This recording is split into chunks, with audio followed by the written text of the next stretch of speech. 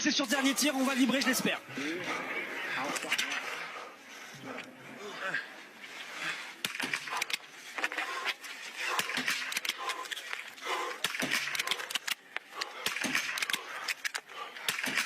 Une erreur pour Johannes Beu.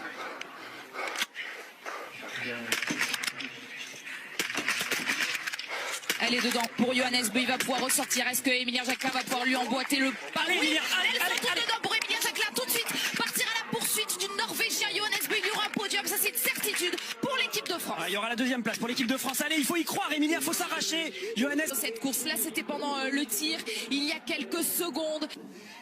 Il y avait 4 secondes et Emilien, il est rentré, c'est bien joué.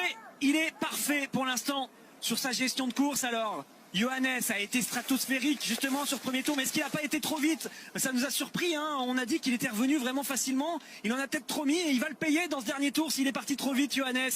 Allez, rien n'est fait. Il va falloir qu'Emilien débranche le cerveau, qu'il tienne dans un premier temps, car Johannes va essayer d'imprimer un rythme d'enfer pour détacher le Français. Mais derrière, si on arrive sur le sprint, on l'a vécu l'année dernière, c'est possible pour Emilien de battre Johannes sur une partie qu'il affectionne mieux. Et on ne peut pas s'empêcher d'y repenser à ce souvenir exceptionnel entre Johannes Beu et Emilien Jacquelin. C'était lors d'une poursuite, c'était en février dernier sur ce même site d'Antols. Il y avait des tribunes en folie pour un dernier tour. Et au bluff, au panache, Emilien. Emilien, il est déjà en mode sprint, là, j'ai l'impression. Il est déjà en train d'essayer de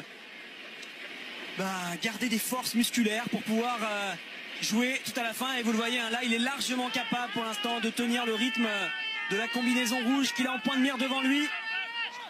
C'est parfait là ce qu'est en train de faire Emilien. On va la voir, ce remake du finish de la poursuite de l'année dernière, qui est de faire la différence face aux Norvégiens sur le sprint final. Allez, ça y est, Johannes il a commencé à accélérer. Emilien doit tenir dans cette partie. Et peut-être que stratégiquement, contrairement à ce qu'on pense, où Johannes va fermer la porte à droite, il faudrait qu'Emilien peut-être essaye de passer à gauche. Allez, c'est parti. On va basculer sous la passerelle et ensuite ce sera le sprint. Est-ce que Johannes Beu va tenir sa revanche après avoir été battu par plus fort que lui, après avoir été battu en Coupe du Monde? Allez, c'est maintenant. Emilien Jacquelin, il lui refait. Il est passé à gauche. Il est passé à gauche, il a bien joué, car il était attendu à droite et il l'a contré. C'est la France qui va gagner son volet une nouvelle fois.